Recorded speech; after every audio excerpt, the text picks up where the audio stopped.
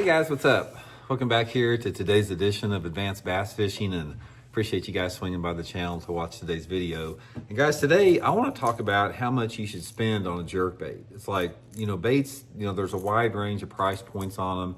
In today's video, I want to talk specifically about jerkbaits in terms of what is the price range that you're looking for to get a good jerkbait. So we're going to get into that in today's episode and hope it helps you guys save some money and catch some fish along the way there. Also, guys, to get started, a couple quick things here. Just like to invite everybody to please consider hitting that subscribe button here at Advanced Bass Fishing. Free and easy to do so, man. We've also got channel memberships and Patreon. You can support the channel. And finally, guys, anybody interested in booking an on-the-water lesson with me, just go to my Facebook page, Randy Blaukat Professional Angler, and shoot me a private message for details. So I really appreciate that. Okay, guys, if you go into the Tackle Warehouse website and you look through the jerkbaits in there, you're going to see a wide range of price points on jerkbaits, anywhere from about, $9 up to $25 in that range here. And when I'm talking about how much you should spend on a jerkbait, it's like anything else. You're going to get what you pay for in terms of quality. And when it comes to jerkbait fishing, what I want to talk about today are some important features on a jerkbait that you have to consider when deciding how much to pay up for one. So I want to get into that in today's video. And everybody knows that watches the channel, that I've been using Megabass forever. So I'm talking about Megabass a lot here on this specific jerkbait, but I want to talk about some other brands that are less expensive than Megabass and sort of talk about what you get for the money. And also, guys, I will put my Megabass jerkbait link in the description of the video. If you guys would like to order some after this video, you can use that link to get them, so appreciate that. Now, when you're talking about how much you should spend on a jerkbait, you can't look at the bait and just say, well, it's a jerkbait, and I'm not going to spend $25 on a jerkbait. I'm going to get the $9 one. And when I talk about you get what you pay for, this is what I mean by it. It's the component in the jerkbait. Now, what makes one jerkbait more expensive than anything else is the components and the attention to detail to the bait here. For example, the Megabass, you've got high quality components as far as really good split rings, really good hooks.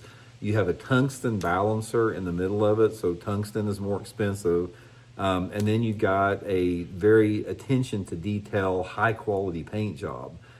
Say, for example, on the Megabass, I've been to the Megabass factory in Hamamatsu City, Japan. And just the painting on these things, there's like 10 employees lined up on a big table, and one bait will go down to each employee, and each employee paints a different level of color on the bait. So it's a very time-consuming process. So when you take like a Megabass, which is a $20 class jerkbait, and you talk about the high quality components of the hook and the split rings and the balancer systems and everything that's internal in the jerkbait, and then you talk about the attention to detail on the paint, that's why you're paying $25 for the jerkbait or $20 for a jerkbait. And if you have a lower end jerkbait, like something that's made by Smithwick or Rapala or something like that, if you examine the bait, you will notice that the attention to detail on the paint isn't there. It's a lot more of a simplistic paint pattern. You may not have a tungsten balancer. You may not have a balancer system at all. And if you closely examine the hooks and the split rings, you can tell that simply the quality of the hook and the split rings are cheaper. They bend out more, they're just not made as well, and that's why the bait is half price for that. Okay, so here is my recommendation as far as how much you should spend on a jerkbait. If you're fishing a body of water that doesn't get any fishing pressure, and you got a private body of water where the fish don't see any lures, yeah, you can probably get by with a $9 jerkbait because you're still going to catch fish. But if you fish a heavily fished public body of water that sees a lot of lures, you are going to get your butt waxed fishing a $9 jerkbait versus a $20 jerkbait in terms of that attention to detail and what the lure does. Now, another thing about a jerkbait that, in my opinion, it's worth it spending a little bit more with it is you don't lose a lot of jerkbaits. It's like most of the time when you're fishing a jerkbait, it's more of an open water bait. It's not like you're throwing it into a lay down tree or you're not bouncing it off rocks like a crankbait, or you're not bouncing a jig off of rocks where it can get hung up like in the crevices of the rocks. A jerkbait is designed to fish through the open water, basically, through the middle of the water column.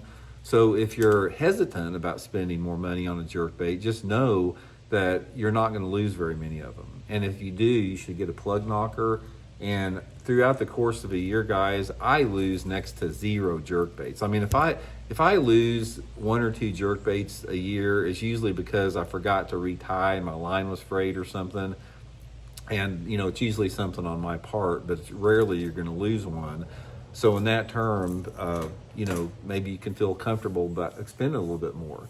But here is my opinion on jerkbaits out there. If you want a good jerkbait that doesn't cost very much money, the Smithwick Rogue is a really good bait. Out of all the jerkbaits out there, if I didn't want to use Megabass, and if I didn't want to spend that money on Megabass, I'd probably use the Smithwick Rogue. It catches a lot of fish. It's a good bait. The components are pretty cheap on it, but it does work. I've caught a lot of fish on a Rogue. But if you want to sort of take it to the next level a little bit and you have a little bit more money to spend, you can't go wrong with the Megabass, guys. It's what everybody uses because it catches more fish. So a lot of it just depends on what your budget is and what your desire is. But I tell you one thing, it's like you can buy 2 Smithwick Rogues, or you can buy 1 Megabass lure, 1 Megabass jerkbait, and you're going to catch 3 times the fish on a Megabass, on that 1 Megabass, as you will the 2 Rogues.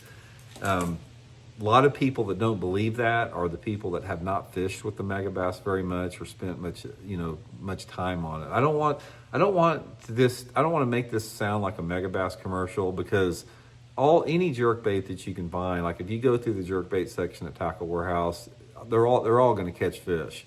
It's just a matter of how many more fish you're going to catch by spending a little bit more with it. And jerkbaits are no different than like a rod and reel or the type of fishing line you use.